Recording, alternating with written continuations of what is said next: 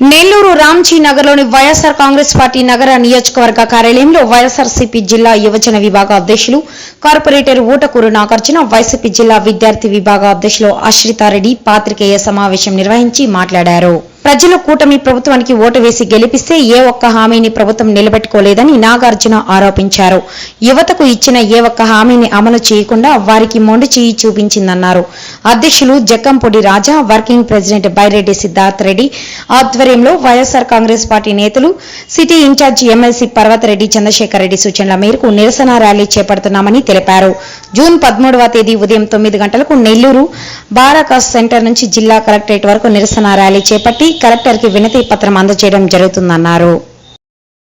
నాయకులు ఎవరైనా అడిగితే వాళ్ళు దిక్కులు చూసుకునే పరిస్థితి ఈ రోజు రాష్ట్రంలో ఉంది.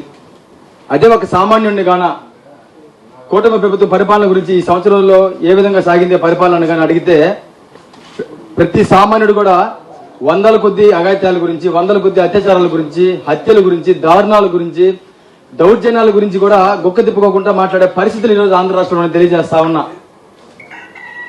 ఈరోజు నేను మరీ ముఖ్యంగా చంద్రబాబు నాయుడు గారికి సూటిగా నెల్లూరు జిల్లా యువజన విభాగం అధ్యక్షుడిగా ఒక ప్రశ్న వేస్తా ఉన్నా. ఆయనకి ఎన్నికలు ఎప్పుడు వచ్చినా సరే 1999 నుంచి 2024 దాకా ఎప్పుడు ఎన్నికలు వచ్చినా ఆయనకు మొదటగా గుర్తొచ్చేది మోసపోవడానికి, ఆయన మోసం చేయడానికి, వెన్నుపోటుపోవడానికి మొదటగా గుర్తొచ్చేది యువత.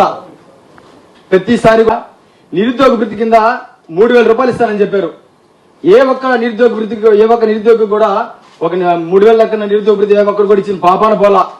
పైపెచ్చు దాదాపుగా 2 లక్షల పై చిలుకున్నటువంటి వాలంటీర్లని నమ్మించి మా ప్రభుత్వం అధికారంలోకి రాగానే 5000 నుంచి 10,000 చేస్తాము అని ప్రకల్పాలు కలిపి వాళ్ళని అధికారంలోకి వచ్చిన మొదటి రోజు నుంచే వాళ్ళని నడి రోడ్లు నిలబెట్టిన పాపం ఈ కూటమి ప్రభుత్వం తెలియజేస్తా ఉన్నా.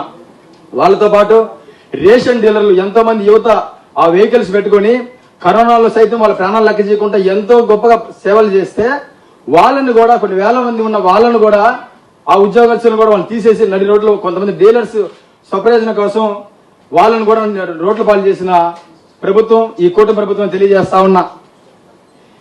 ఇదంతా ఎవరైనా కానీ వీళ్ళ తప్పులను కావచ్చు, ప్రభుత్వ వైఫల్యాలను కావచ్చు, ప్రభుత్వం చేసే అరాచకాలను కావచ్చు ఎవరైనా ప్రశ్నిస్తే మాత్రం అది సామాన్యుడైనా సరే, మాజీ మంత్రులైనా, మాజీ ఎమ్మెల్యేలైనా, ఈ ఆఖరికి నిజాలని నిర్భయంగా చూపించే జర్నలిస్టులైనా సరే వాళ్ళు అక్రమంగా వాళ్ళని కేసు పెట్టి వాళ్ళని చిత్రహింసలు గురి చేసి వాళ్ళ ద్వారా సామాన్య ప్రజల్ని భయభ్రాంతులు గురి చేసే పరిస్థితులు ఈరోజు ఆంధ్ర రాష్ట్రంలో ఉన్నాయని తెలియజేస్తా ఉన్నా.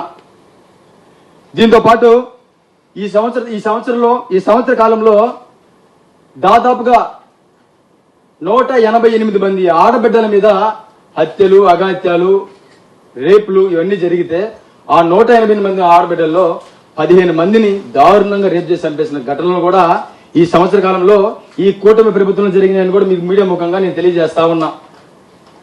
మొన్నటి రోజున నేను చూసా ప్రెస్ మీట్ లో, హోమ్ మినిస్టర్ గారు ప్రెస్ మీట్ ఒకటి ఎవరో రాజధాని గురించి ఎవరో ఒక అతను ఏదో మాట్లాడారని చెప్పి హోమ్ మినిస్టర్ అనిత గారు చాలా ఆక్రోషంతో, చాలా ఆవేశంగా, పళ్ళు కొరుకుతూ, ఎనలేని బాధను వెళ్ళగొక్కుతూ ఆవిడ ప్రెస్ మీట్ నేను ఆ రోజు చూసి చూడడం జరిగింది. నేను ఆవిడని సూటిగా ప్రశ్నిస్తా ఉన్నా మీడియా ముఖంగా. 15 మంది ఆడబిడ్డల్ని రేప్ చేసి అంత దారుణంగా చంపేస్తే అప్పుడు ఎందుకు రాలేదు మీకు అంత కోపం? అప్పుడు ఎందుకు రాలేదు మీకు అంత ఆక్రోషం? అప్పుడు ఎందుకు కొరకలేపారు పళ్ళు మీరని అడుగుతా ఉన్నా. 180 ఆ ప్రభుత్వంలో జరిగిన హత్యని మా జగన్మోహన్ రెడ్డి గారి ప్రభుత్వానికి ఆపాదిస్తూ, ఆ పాపకు సంబంధించిన కుటుంబానికి ఎంతో మేలు చేసిన మా ప్రభుత్వం మీద ఆపాదిస్తూ ఓట్ల కోసం ఊగిపోతూ ఆడబిడ్డలకు నాకంటే రక్షణ ఇచ్చిన వాళ్ళు లేరు, నాకంటే కాపాడేవాళ్ళు ఉంటే ఆడబిడ్డల మీద దౌర్జన్యాలు, దారుణాలు జరగదు అంటే కనీసం స్పందించడానికి మీకు నోరు రాలేదంటే ఇంతకంటే దౌర్భాగ్యమైన